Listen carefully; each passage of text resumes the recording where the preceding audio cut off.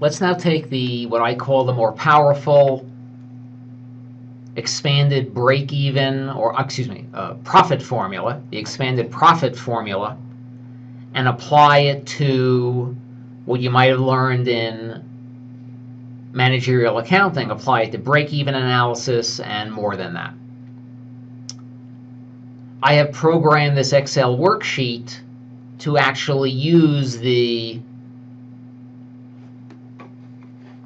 expanded profit formula. You can see I've programmed the profit basically following the profit formula. Now, right now, and I set up the variables so we can play with them a little. My variable cost per unit is $2. Selling price per unit is $5. My fixed cost per month is $4,000. I think I was thinking of a bagel store, like an Einstein bagel.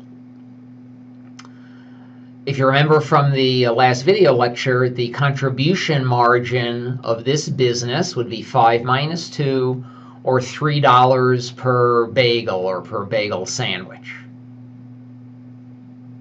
All those contribution margin dollars go toward paying off the $4,000 of fixed costs. And once you're above the break-even level, all those dollars of contribution margin go into your pocket as profit. So let's just do a sanity check on the first row. If our volume is 0, we're not going to buy any flour or milk or dough or anything like that, or no labor, or variable costs are 0.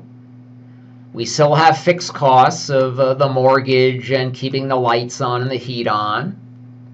So our total costs are 4. If we're selling nothing, our revenue is 0. Our profit is minus 4. So the way to read this is at a volume of 0, our profit line, the baby blue, is at about minus 4. Okay, so go into the middle of each point on the graph. 0 is above the 0, 1,000 is directly above the 1,000, 2,000 is directly above the 2,000. Okay, so operating at a volume of 0, we lose 4,000 a month.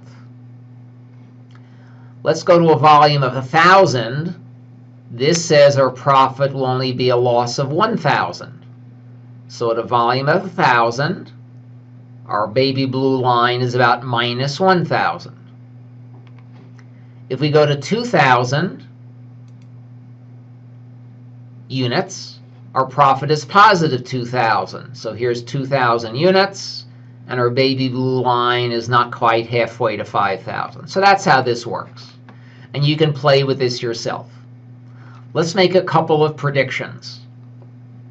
Let's lower the variable cost per unit from 2 to 1. That increases the contribution margin. That speeds up how long it takes to pay off our fixed costs, because now we have $4 of contribution margin going toward paying off the fixed costs. And it should lower our break-even. So watch the baby blue line as I change the variable costs to 1. The baby blue line showing the break-even should move to the left. Now the break-even is about 900, 800, something like that. Okay, let's reverse that. Let's increase our selling price. Let's decrease our selling price from 5 to 4. That lowers our contribution margin to 2. It's now going to take more units, each having a contribution margin of 2, to pay off the fixed cost. So let's change it to 4. The blue line should cross the 0 line further to the right. And now it's almost 2,000 units. You can change the fixed cost number the way I programmed it, the selling price, the variable cost. So you have a lot of variables to play with.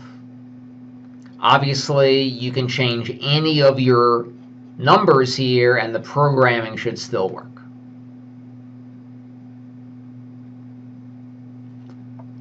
I use this very same model when I bought a business, an existing business, to try to predict the break even when I was taking on additional debt that the existing business wasn't carrying. I wanted to know if I could continue to break even and, of course, make a profit now with a high interest and mortgage payment. I use the same model to determine my break even on a business I started with my partner.